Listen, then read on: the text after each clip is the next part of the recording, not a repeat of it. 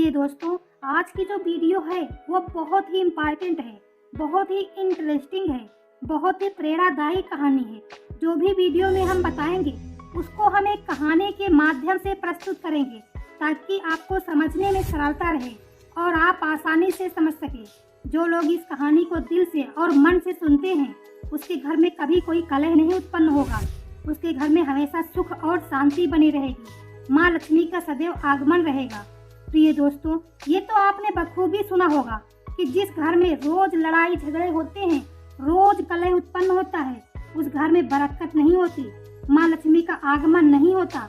जिस घर में सुख शांति होती है उस घर में सुख समृद्धि की प्राप्ति होती है और वहाँ माँ लक्ष्मी का निवास सदा बना रहता है। यह कहानी हमारे जीवन में हमें यह प्रेरणा देगी कि हमें घर में लड़ाई झगड़ा क्यों नहीं करना चाहिए और जिस घर में लड़ाई झगड़ा होते हैं तो उनको किस तरीके से रोका जाए। प्रिय दोस्तों, घर में सुख शांति का होना बहुत जरूरी होता है, क्योंकि जहाँ सुख शांति होती है वहाँ माँ लक्ष्मी निवास करती है। जहाँ कलह उत्पन्न होता है, जहाँ लड़ाई झगड़े होते हैं, वहाँ माँ लक्ष्मी नहीं निवास करती, दुख दरिद्रता निवास करती है। इसलिए हो सके तो इस कहानी को जरूर अमल करें और इस कहानी को पूरा सुनें। यह कहानी आपको आपके जीवन में ढेर सारी प्रेरणा देगी।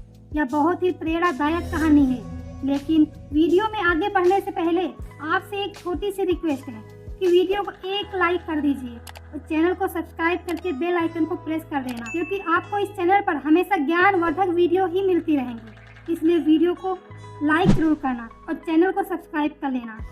तो चलिए बिना देर किए हुए वीडियो को स्टार्ट करते हैं। एक जंगल में एक मोरनी रहा करते थे। मोर और मोरनी दोनों बहुत हंसी खुशी रहते थे। एक दिन मोरनी मोर से कहती है कि स्वामी जी, हमें यहाँ से चलना चाहिए और यहाँ से चलने के बाद जहाँ हमारे समाज के पक्षी रहते हैं, जहाँ काफी सारे मोर और मोरनी रहते हैं, हमें वहाँ चलना चाहिए। मोर मोरनी से कहता है कि प्रिय, वहाँ चलेंगे तो लड़ाई झगड़े होंगे, इससे अच्छा है कि हम सुकून से यहाँ रह रहे हैं। लेकिन मोरनी जिद करती है। प्रिय दोस्तों, तब मोर मान जाता है और दोनों उड़ करके एक नगर में आ जाते हैं। लेकिन यहाँ पर उन लोगों को उतना अच्छा सब कुछ भोजन नहीं मिल पाता जितना वह लोग उस जंगल से प्राप्त करते थे। जिस नगर में यह मोर मोरनी उड़ करके आए थे, उसी नगर का राजा पशु पक्षियों की भाषा को बहुत अच्छे से समझता था। उस राजा ने जीव विज्ञान और प्राण विज्ञान की पढ़ाई की थी। उसका मतलब यह होता है कि जो पक्षियों की आवाज को समझ सके, पशु पक्षियों की हर आवाज को समझ सके, वह राजा सभी पशु पक्षियों की आवाज को बखूबी समझता था, हर जीव जंतु की आवाज को समझता था।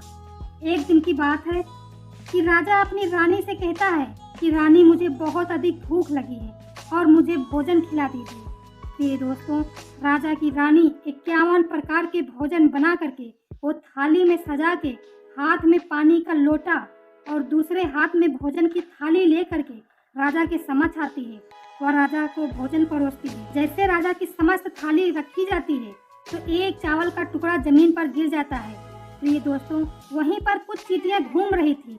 एक चींटी उस चावल के टुकड़े को धीरे धीरे ले करके जाने लगती है। राजा इस घटना को देख रहा था।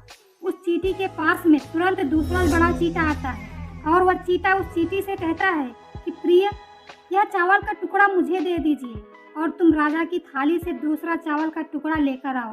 प्रिय दोस्तों, इस बात को वो राजा समझ जाता है, क्योंकि राजा पशु पक्षियों की हर जीव जंतु की भाषा को समझता था। तो राजा इस बात को समझ जाता है कि चींटा चींटी से इस बात को कह रहा है। चींटी चीता को मना करती है, कहती है नहीं, राजा को पता चल जाएगा तो मुझे मार देगा। लेकिन चीता फिर से कहता है कि राजा को कोई पता नहीं चलेगा, ना ही राजा हमारी भाषा को समझता है। चींटी फिर से आने की कोशिश करती है, लेकिन आधे रास्ते से वापस लौट जाती है और जाकर चींटे से कहती है कि नहीं, मैं नहीं जाऊंगी, हो सकता है राजा को पता चल जाए और राजा मेरी मृत्यु भी कर सकता है। तब चींटे को इस बात का भनक हो जाता है कि राजा हमारी बात को सुन रहा है और समझता भी है। चींटे को इस बात का आभास हो जाता है। तब चींटा चींटी से कहता है कि राजा हमारी बात को सुन रहा है और समझता भी है। राजा ने हमारी बातों को सुन लिया है। चींटी चींटे से कहती है कि यदि राजा ने हमारी बात को सुन लिया और राजा यदि हमारी बात को किसी अन्य व्यक्ति से कहेगा तो राजा उसी वक्त पत्थर का बन जाएगा। राजा चीता और चींटी की इस बात को बखूबी सुन लेता है और समझ भी लेता है। राजा इस बात को सुनकर हंसने लगता है। राजा को हंसी आ जाती है। जैसे राजा को हंसी आती है, उधर राजा की रानी रसोई से बाहर कदम रखती है। जैसे रसोई से बाहर निकलती हैं, तो राजा हंसता हुआ दिखाई देता है। रानी राजा को हंसता हुआ देखकर सोचने लगती है कि शायद मुझसे कोई गलती हुई है, इसीलिए राजा हंस रहे हैं। रानी राजा के पास में आती है और राजा से कहती है कि महाराज, क्या मुझसे कोई अपराध हुआ है? क्या मुझसे कोई गलती हुई है जो आप इतने तगड़े से हंस रहे हैं? राजा कहता है, नहीं, ऐसी कोई बात नहीं, बस यूं ही हंसी आ गई। प्रिय दोस्तों, रानी जिद करती है और कहती है, नहीं, मुझे आपको बताना ही पड़ेगा कि आप किस बात पर हंस रहे हैं। राजा बार बार मना करता है, क्योंकि राजा को पता था, राजा को यह मालूम था कि चींटी ने यह कहा था कि यदि चींटी वाली बात किसी को बताओगे तो मैं पत्थर का बन जाऊंगा। इसलिए राजा रानी को इस बात को नहीं बताना चाहता था। लेकिन बार बार रानी जिद करती हैं और कहती हैं कि आपको मुझे बताना ही पड़ेगा।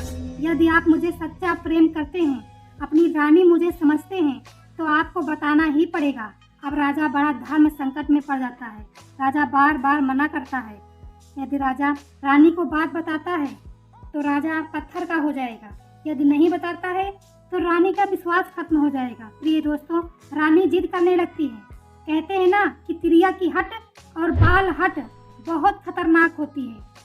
दोनों हट से हमेशा बच के रहना चाहिए। जितना हो सके इनको संभाल के ही रखना चाहिए। प्रिय दोस्तों, रानी तिरिया हट करती है।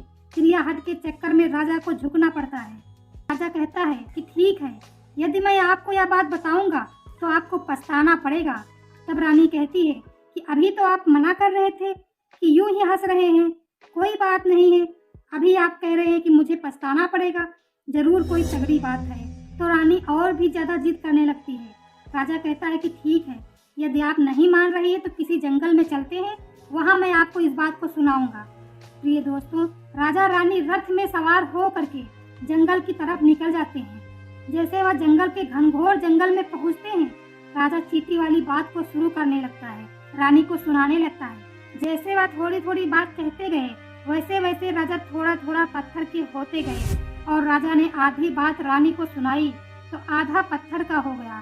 राजा फिर रानी से कहता है कि रानी, मैं धीरे धीरे पत्थर का बनता जा रहा हूँ, तुम बहुत पछताओगी। रानी कहती है कि महाराज, थोड़ी सी बात बची है, उसको भी बता दीजिए। प्रिय दोस्तों, राजा संपूर्ण बात कहता है तो राजा पूरा पत्थर का हो जाता है। रानी की जिद के कारण राजा पत्थर का हो जाता है। रानी सर पकड़ के रोने लगती है। उस पत्थर को हिलाने की कोशिश करती है, मगर भारी भरकम पत्थर कैसे हिले, क्योंकि राजा बहुत भारी था। इस कहानी से हमें यह सीख मिलती है कि कभी भी तिरिया हट के चक्कर में ना पड़े। जो लोग तिरिया हट के चक्कर में पड़ जाते हैं उनका पतन निश्चय ही हो जाता है। इसलिए कभी भी तिरिया हट के चक्कर में ना पड़े। लेकिन इसका मतलब ये नहीं कि तिरिया की कोई भी बात ना माने। जो बात मानने वाली हो उसको जरूर माने, उसको जरूर पूरा करें। तो दोस्तों, हम उम्मीद करते हैं कि जानकारी आपको पसंद आई होगी। अगर वीडियो पसंद आई हो तो वीडियो को एक लाइक कर दीजिए और चैनल को सब्सक्राइब कर लीजिए। मिलते हैं कोई और वीडियो में। अपना ख्याल रखना। धन्यवाद।